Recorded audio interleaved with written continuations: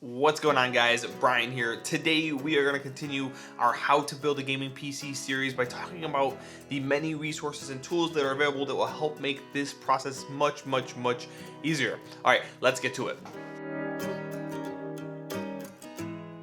So when I was planning this video series, I was expecting to have 5 videos. But then I started writing the script for the second video, which was supposed to be about budgeting and planning, and realized that if I included all of the resources and tools available in that video would be like 400 hours long. So what I'm doing today is I'm focusing directly on the resources and tools I find very useful when it comes to building a PC. Okay, so this is obviously not going to be an exhaustive list. The internet is a massive place, and I'm sure I missed something that people like out there. So if I did miss anything that you find super useful, be sure to drop that in the comments below so other people can find it and go check it out as well. Also, don't forget to hit that like button if you find this video helpful, and be sure to hit that subscribe button so you don't miss out on future content just like this video. Now with that out of the way, let's start talking about the 5 top resources / tools that I think that anybody who's building a PC should be using. And regardless of whether you have no experience or you have 10-20 years of experience when it comes to building a PC, these resources should help make sure that you, for one, do not get ripped off when you're building a PC, and 2, you are getting the best performance for the amount of money that you have, for the budget you have. So the first tool that I think everybody should be using, and I think the majority of people who have built PCs would agree with this, is PCPartPicker.com.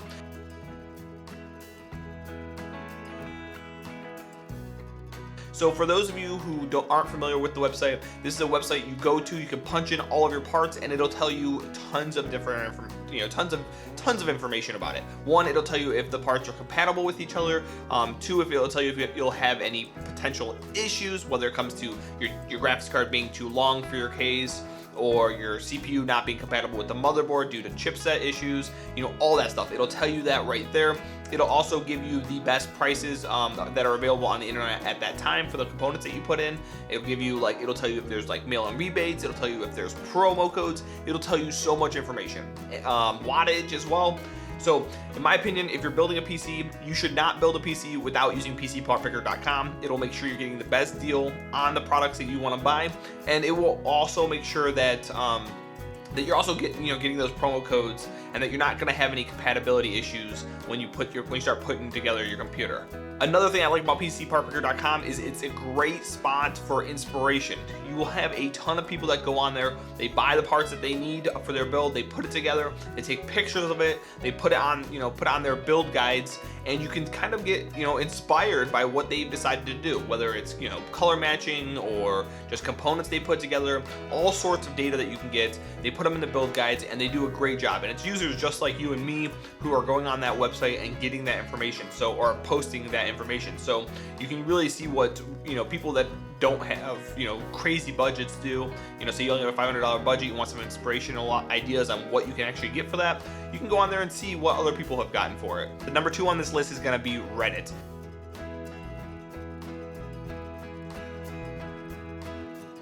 I absolutely love Reddit for a couple reasons. The subreddits I primarily like to use when it comes to building a PC are Build a PC Sales, Build a PC, and Battle Stations. But there are also, you can also look at PC Master Race as well as Hardware Swap, which we'll get to both of those in a minute, but let me explain the first 3 right now because I think they're more critical to actually building the PC. So when it comes to putting together components, most of us want to save money, right? Build a PC Sales will give you exactly that. Whenever it's for those of you who don't use Reddit very often, it's basically users that are posting stuff on their subreddits, and you can go in there and you can read the posts. So on Build a PC Sales subreddits, tons of people will post different sales that they see come up, and it's really great for if you're searching for, say, a solid state drive and you only have, say, $75 to spend, but you want a 1 terabyte. You can just scour it every day, a couple times a day, to see if anybody posts something new. If you can't find the sales, somebody else probably will. It's also awesome to be contributing yourself. So if if you see good sales yourself that you might not need, or maybe you do need it and you bought it yourself, posting on there will help somebody else. So Build a PC Sales is a great subreddit for anybody trying to get good deals. I mean, I remember this was probably 6-7 years ago. I ended up getting a solid state drive, a 500 gig solid state drive. At that time, they were like close to $200, and I ended up getting one for like $125, I think it was. It was a ridiculous price, and I saw it, and I was like, I had been searching for one, but I hadn't even, I hadn't planned on purchasing one. But when I saw it, I was like, this is such a great deal, I have to get it. The second subreddit that I really like is, again, Build a PC. So Build a PC is more so for, news, questions, and so forth. So if you have a question on whether I should get this graphics card or this graphics card, you can just go ahead and post it on there, and people will give you their honest opinion on which one they like better. The one key when it comes to this is that I always recommend anybody who's getting into building PCs or just anything in general, do a little bit of research first, because if you're asking a question that everybody asks, people do tend to get irritated by it, and they'll flame you for it. So you don't want to be that person that doesn't do a little bit of research before. So do a little bit of research, Google search, what you're searching for. If you can't find it, then post it on there. A lot of people are really friendly, and they'll tell you kind of like what they expect. So you can use that for, again, like I said, news is going to be on there, and then also questions as well. And then the third subreddit that I mentioned was Battle Stations, and I love using Battle Stations subreddit for inspiration. Battle Stations is basically just pictures and different setups. So like this whole entire setup right here, like if I was going to put this on Battle Stations, I would take a picture of my setup, I would put all the parts I have on it, this and that, everything, the equipment I'm using, and so forth. And it's really a good idea to get an idea of how you want to put together your computer. Oh, should I have my computer on the right, should I have it on the left, should I use what type of desk should I use, what type of chair should I use, and so forth. That's all on Battle Stations. It's a really cool place to kind of get inspired, especially if you're newer into PC building, because you don't really know how you could, things that you can use to make your setup better. And then the last two subreddits I wanted to mention were PC Master Race as well as Hardware Swap. So PC Master Race is more just about memes. It's about just when you're. I find it really good comic relief. So if you're building a PC can be stressful, trying to pick out the absolute best parts, because if you're gonna go out and spend $300-400 on a graphics card, you want to make sure you're getting the best graphics card. So I can understand it can be definitely stressful. And PC Master Race helps bring a little bit of humor to the process, It's mainly for like memes and stuff like that. And then the second one out of those two was Hardware Swap. And this is gonna mainly be for people who have a little bit tighter budgets. And it's not actually just for hardware, like for a PC, but people, will swap or sell, cell phones, laptops, tons of different stuff. So it's all user sold. There's obviously regulations you have to follow and so forth, but the idea here is that if you have a tight budget, it's kind of like your Craigslist, but for online. Some people might feel better to go on Craigslist and buy their parts used. Some people might be okay with going on Hardware Swap. I've personally never used it. I have a few friends that have used it, and they haven't had any bad experiences. So it's going to be user to user issue. Your mileage may vary just based on who you have to deal with when it comes to buying the components that you want. But I think it's a really good resource for those of you who don't have a super, that have a really tight budget, and you only have so much money you can spend, and you want to get into it, you want to dive into the process. We'll talk about that more in the budgeting and planning phase, or planning and budgeting video of this series. The third resource and tool that you should be using if you're building a PC are forums.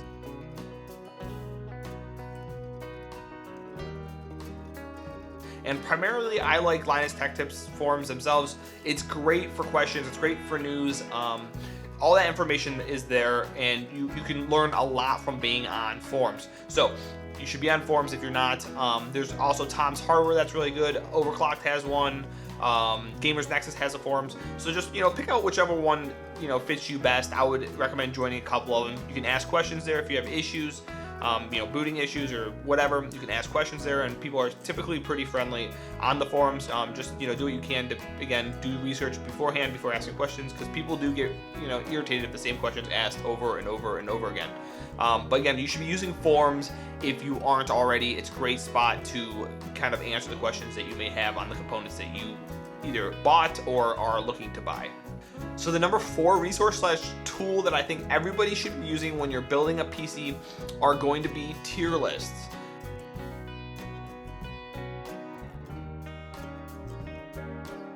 What are tier lists, you may ask? Okay, so when you're going out and you're picking the components for your computer, determining which graphics card you want to use is pretty simple. So if you need to have 1080p, max settings and this much FPS, you can just go on, you say YouTube and look up that kind of videos on the cards, and you can determine whether or not it's going to give you the FPS you want in the games that you plan on playing. Now, there are components that are going to be in your computer that are really hard to determine if they're good quality, so you can use your tier lists. So the two I would recommend would be the PSU, the power supply tier list, as well as the motherboard tier list.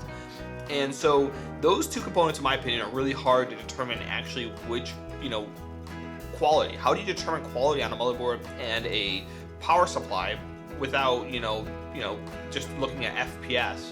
Or how fast it runs Cinebench, or how fast it does this or that. You can benchmark CPUs, you can benchmark graphics cards to see what the performance should be, but it's really hard to determine, kind of like the results you'll get out of a motherboard and the results you'll get out of a power supply. So there are two tier lists that I like a lot. They're both online as Tech Tips forums. I'll leave them in the description box below, and you should be checking them out when you're going out and purchasing components.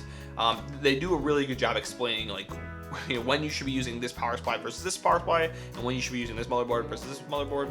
But I would definitely recommend checking them out. It's a good guideline for when you're picking out parts for those two categories. Again, your motherboard and your power supply. And the number 5 resource/tool that I think that everybody should be using when you're building a PC is gonna make you guys maybe a little cringe a little bit, but it's YouTube.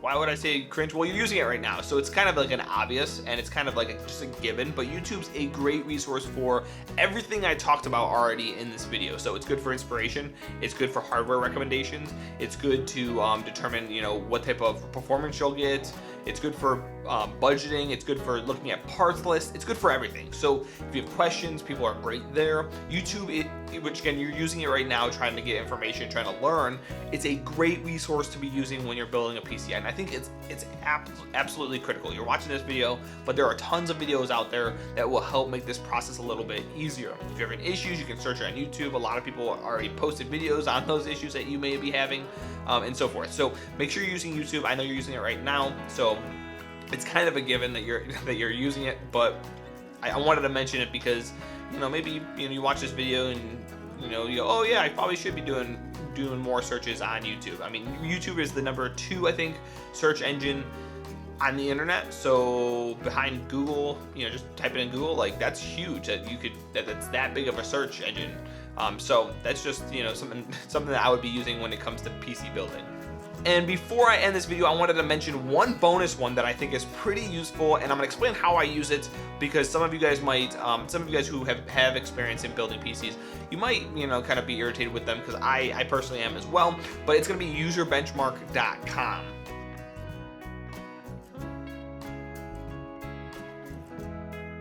Okay, so user benchmark, I get that it's a very controversial topic, and it has been over the last few months, because their benchmark isn't very accurate when it comes to performance for AMD versus Intel. I totally get it, and I totally agree. But how I see is that there's a really cool FPS counter. It's like an FPS projection. So if you're looking at playing certain games, you can go there and you can punch in your CPU and your GPU, and then if anybody who has ran the tests on there for that game, they actually punch in what their max FPS is in that game, and it gives you a nice kind of idea. Now, it can be inaccurate because it depends on users like you and me to punch in that data, but it can also give you an idea of what other people are using. So as more people use it, and as more people punch in the FPSs for the games, for each component that we have, it'll become more accurate. Now, actually using the benchmark or reading their actual articles, now I don't necessarily recommend that, because their articles they just seem really biased towards Intel. But again, they really don't compare things properly when it comes to their actual descriptions of their components. So I wouldn't necessarily read that. I wouldn't necessarily read the performance of them, but it's really good for checking out kind of like what the estimated FPS will be in a game. And I like that because it's user based. It's not anything to do with their actual staff. So it's not based off of user benchmark, it's based off of me and you. So again, you have to keep in mind that it might be inaccurate because of what you or me punch in there when we fill out our stuff. If we fill it out and go, oh, I think I usually get 110 FPS, and we punch it in there, and then we go and play the game and realize that we only averaged 95. Well, we can't really go back and change it. So it is really, there's going to be user error in it, but I think it gives you a good guideline on what FPS you should be getting, you could be looking at. Again, there might be also trolls that are putting whatever in too. So just keep that in mind. And the second part of it that I really, really, really do enjoy is that when you actually go out and run the user benchmark, it'll give you a comparison to anybody else that has your CPU and GPU. So I haven't heard too much of people, having issues with it being accurate or not. But say you have a 2060 and a 2700 or Ryzen 2700, and you run your test, it'll tell you if it's performing where it should be. So we'll talk about that more in the last video of the series when we're actually benchmarking the component, the computer that we build. But it's a really good way to see if you're actually getting the performance that you should be getting, or at least estimated to get. Again, the accuracy is how it is, but it's based off of, I am okay with using that test because it's based off of other people who have also ran with the same equipment that you're using, the same components that you're using. I understand that a lot of people have distaste to userbenchmark.com because of their bias towards Intel as of the last few months, but using it for the right things, not taking the whole thing as a big picture saying, oh yeah, this is what they're saying is absolutely true. I think you're getting some information that you could be using to help make your decisions better. Because keep in mind this, like, going to YouTube video to see how a 2060 performs is okay. But a lot of the test videos, a lot of the review videos have like the top of the line CPU, so you're getting the best expectations out of what that graphics card can actually push. However, on user benchmark, it's actually giving you the CPU and the GPU combined. So if there's a CPU bottleneck from the CPU that you plan on purchasing, you'll see it in the games that you're looking at, essentially playing. And so guys, that's the 5 resources and tools that I find super useful when I'm putting together a PC. If I missed anything and there's anything you want to add, drop it in the comments below. If you have questions, drop that in the comments below as well. Be sure to give me a thumbs up if you found this video helpful. Share it to your friends if you think it'll be helpful, and make sure you hit a thumbs down if you didn't find it helpful and it sucked or something. And also let me know why in the comments below if you didn't like this video. Be sure to subscribe so you don't miss out on future content just like this. And until next time, guys, I will talk to you later. See ya.